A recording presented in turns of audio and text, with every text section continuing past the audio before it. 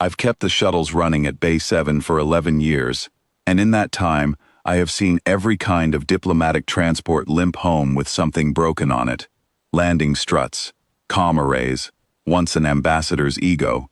I had never seen one come home with a dragon bleeding out across the cargo deck. It was past midnight when the courier-class skiff clipped the outer marker light and set down hard on the apron outside my bay, canopy fogged with condensation, one intake scorched black. I went out with a torch and a fire extinguisher, expecting an idiot pilot who'd flown drunk through a storm front. What I found instead was a hatch that wouldn't open on its own, and behind the warped metal, a shape too big for the hold, curled around something smaller. She'd wedged herself into a compartment built for cargo pallets. Scales the deep green of old copper roofing, streaked bronze along the ridge of her spine, one wing torn clean through in two places.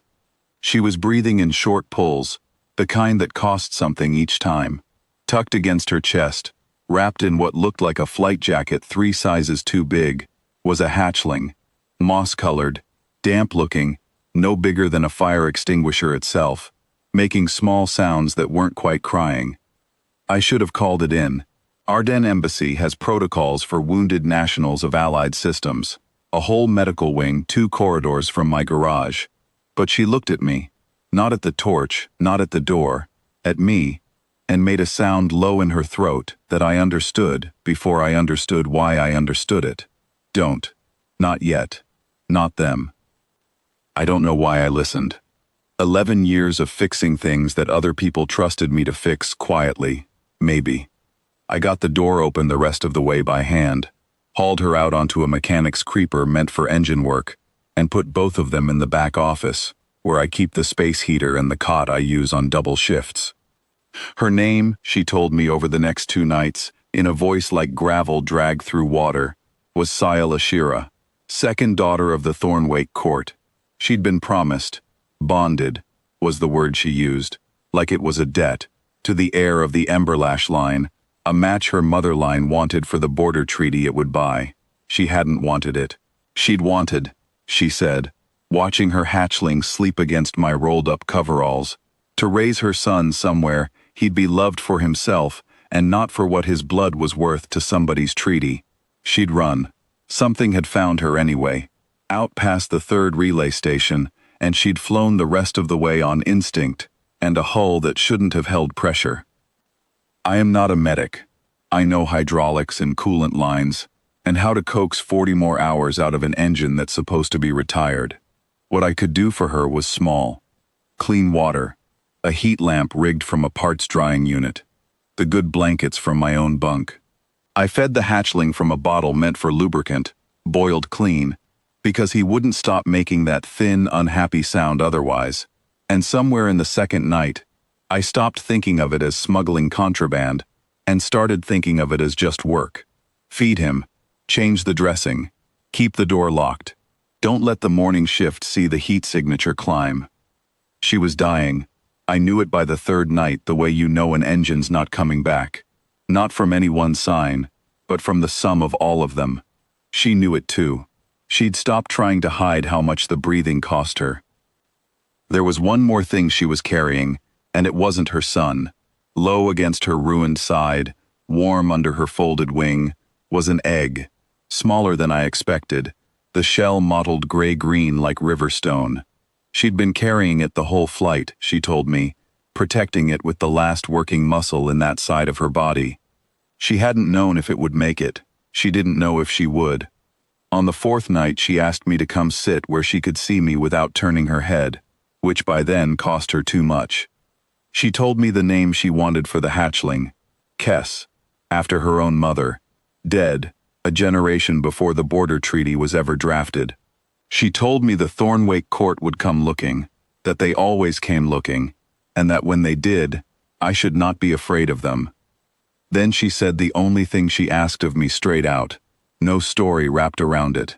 Watch over him, both of them, if the second one hatches. I don't have anyone else to ask. I told her I would. It wasn't hard to say. I'd already been doing it for 4 nights running on no sleep and a diet of vending machine coffee, and it hadn't once occurred to me to stop. She died a little before dawn, quiet about it, the way she'd been quiet about everything else. I sat with her until the heat lamp clicked off on its timer, and the garage went cold and gray with early light. And then I did what you do with a body you can't explain to anyone. I wrapped her properly, the way you'd wrap someone who mattered, and I went and requested 3 days of personal leave I hadn't earned. The court found me on the 5th day, not with warships, not with an honor guard, with 4 dragons in traveling harness, road-worn, landing quietly on the embassy's civilian pad like any other diplomatic party, because that's what a search party looks like when it's been searching a long time and has stopped expecting good news. Their lead was an older female with slate and copper scales, and eyes the same color as Sayala Shira's had been. She didn't announce herself. She stood in the doorway of my garage and looked at the hatchling asleep in a drained oil drum lined with my old jacket, and at the egg I'd rigged a proper incubator around out of parts I wasn't supposed to requisition, and she made a sound I felt more than heard. I told her what I knew, not much. A name, a reason for running, 4 nights and a promise. I expected questions, an inquiry, maybe trouble for the paperwork I'd forged to keep the heat lamp on the books as equipment testing.